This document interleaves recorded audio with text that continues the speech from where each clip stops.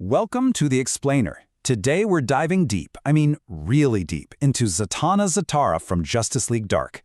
You see, this isn't just another story about a magic user. It's a full-on philosophical breakdown of how she goes from being, well, a reflection of her father, to someone who can literally tell reality what to do.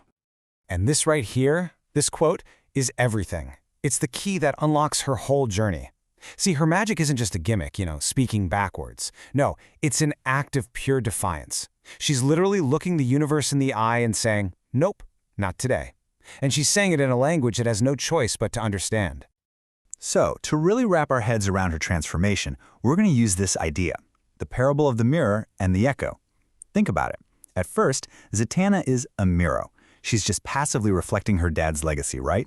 Polished, perfect, a performer. But by the end, she becomes the echo, a voice that's powerful, independent, a voice that goes into the abyss and comes back to change the world.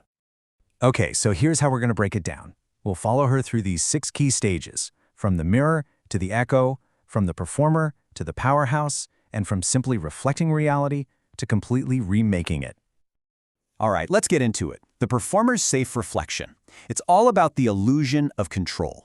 Because when we first meet Zatanna, she's not out there saving the world. Not really. She's on a stage, and her whole life is built around this idea of having perfect, absolute control.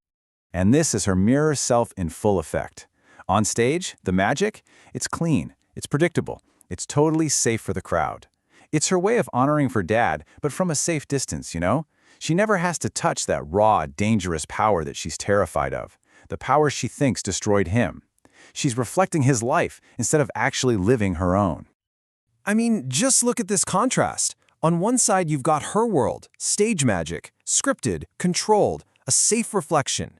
But on the other side, that's the occult reality she's running from. That's the abyss. It's chaos. It's unpredictable. It's where real, dangerous truths live. And you can't blame her, right? She chose the reflection because the reality is absolutely terrifying. Next up, a stone shatters the mirror. And you know how it goes with fragile things, right? It only takes one stone to shatter the whole illusion. And for Zatanna, that stone is John Constantine. And their whole dynamic is this incredible clash of philosophies. For Zatanna, magic is logos. It's a mastered art. It's structured. It's all about imposing order. But for Constantine, oh man, for him, magic is a trench war. It's chaotic. It's reckless. He bargains with darkness. He doesn't command magic, he survives it. He's literally the chaos she has spent her entire life trying to keep outside. And that leads to this line from the movie. I could kill him. This isn't just a throwaway comment. It reveals this deep, settled anger in her. Think of it like a master painter watching someone throw mud at their masterpiece. That's how she feels. His recklessness is a personal insult to the discipline she's built her life around. Okay, so to really get what she does, we have to talk about logomancy. And no, it's not just a cool party trick. This goes way back to the Greek idea of logos, the word, the divine reason that gives the universe its structure.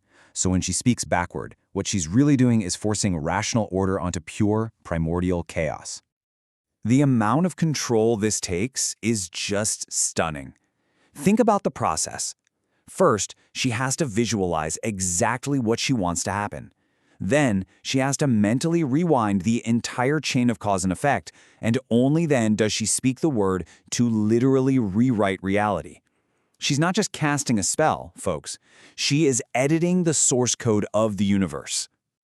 But here's the catch. For all that incredible power, there's a ceiling. Her magic is trapped, limited by the giant shadow cast by her father, Giovanni Zatara. And that's the next part of her story, facing the unscripted abyss and the burden of her lineage. See, she's still stuck being that Mira, right? Following a script her dad left behind. You could almost call it a kind of slave morality, philosophically speaking. Her ideas of good and bad magic aren't really hers, they're inherited from him. She's so afraid of the dark magic that took him that she's trapped herself as an apprentice, long after the master is gone. And this is where it all comes crashing down. Because when a real threat shows up, something totally unscripted like the entity Destiny, all her stage tricks, all her father's rules, they're useless, they mean nothing. And it makes perfect sense, right? A mirror can't make its own light, it can only reflect. So what happens when you put it in total darkness? It shatters. And that brings us to the turning point. Finding her sovereign voice, from mimic to creator.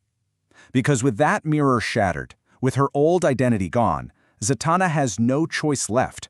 She has to stop reflecting and start creating. She has to find her own damn voice. So, let's just quickly recap who she was. The mirror self. Following a script, always on defense, reacting to things, and, deep down, totally scared of her own power. She was a perfect reflection, but that's all she was. Passive. And now, look at the change. The Echo self. She's not reacting anymore. She's acting. She's not just dealing with reality, she is writing it. Her voice becomes this active, powerful force that imposes her will on everything. This isn't copying anymore. This is creation, pure and simple. Which brings us to the endgame.